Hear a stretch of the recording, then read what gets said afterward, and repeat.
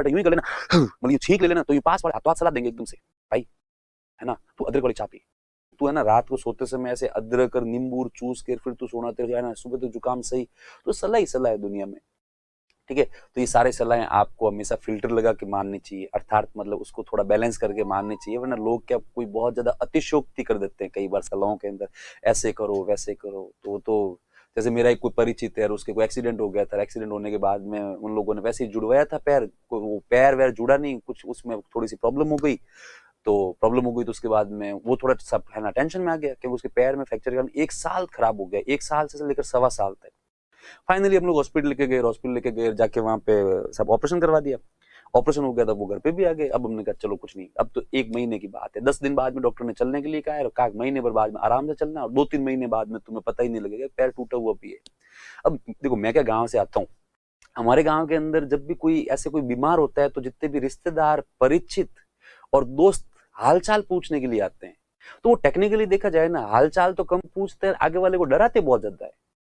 वो आएंगे, आते ही एक बार तो कुछ यूं जो भी फ्रूट्स लेके आएंगे, पास में रखेंगे, फिर कहेंगे हाँ यार मैंने सुना तेरे पैर, वही वो पैर वैर टूट गया, अब ठीक है। और फिर 1-2 बार तो अच्छी अच्छी बातें करेंगे, चलो चलो कुछ नहीं, अब तो ऑपरेशन भी हो गया, डॉक्टर बहुत अच्छा है, हमने सुना है, अब तो तू सही हो जाएगा, चिंता की कोई बात नहीं है।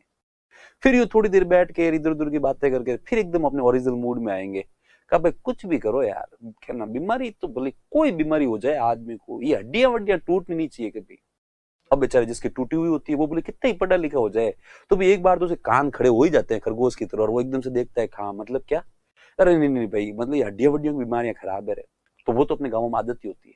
पेट दुखेंगे तब कहे, और कोई भी बीमारी हो जाए पेट नहीं दुखना चाहिए, सिर दुखेंगे तब कहे भले कुछ ही हो जाए सिर नहीं दुखना चाहिए, ठीक है,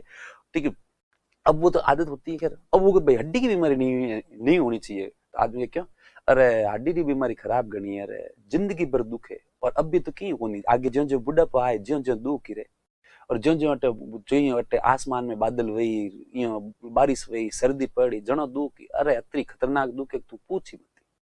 अब आप में हिंदी मीडियम वालों को कहीं को समझ में नहीं आएगा, हिंदी इंग्लिश वालों को तो मतलब कुछ नहीं, ये मारवाड़ी भाषा के अंदर ऐसे डराते हैं, अरे भाई हड्डी की बीमारी बहुत खराब होती है, अब भी तो कुछ नहीं है, यंग हो, आने वाले समय में जैसे जैसे एज बढ़ेगी वैसे वैसे दर्द भी बढ़ेगा, फिर बारिश के मौसम में, सर्दियों के मौसम में स्वेलिंग आएगी, फिर वो है ना दुखेगा, रात रात भर कराओगे तो हड्डी की बीमारी बहुत खराब बीमारी होती है,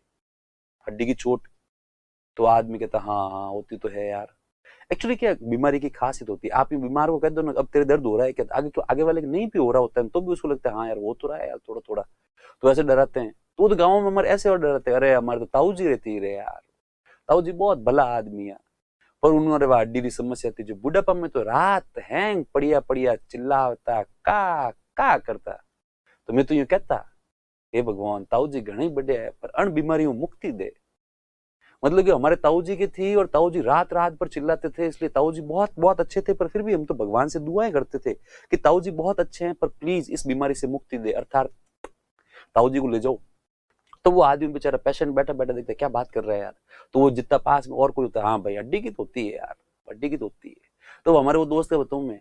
उसने इतने सारे वो है ना सब नुस्खे इंप्लीमेंट किए अपनी बॉडी के ऊपर, जिसको हद्दी नहीं। किसी इनका घी खा तो वो कोई 45 किलो घी खा गए साहब 2 एक महीने के अंदर अंदर। किसी इनका ड्राई फ्रूट्स खाओ, इतनी ड्राई फ्रूट्स खाएगा और कुछ है ना वो सब पेट संबंधित सब है ना वो जो बीमारियां हो गई।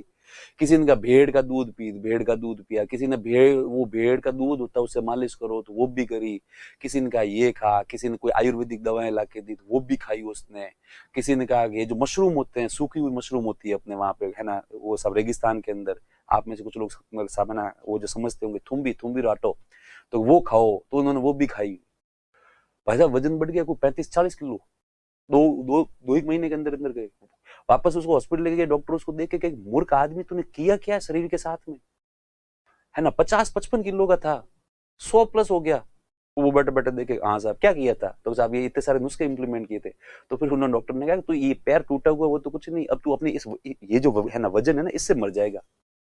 और ये हड्डियां वापस टूट जाएगी। तो खैर कहने का मतलब है अपने, तो वो तो अरबों ने पूछा भारतीयों से कि यार ये सारे नुस्खे लाते कहाँ से, तब पता लगा चरक संहिता एक ही सोर्स है, कौन सा है वो,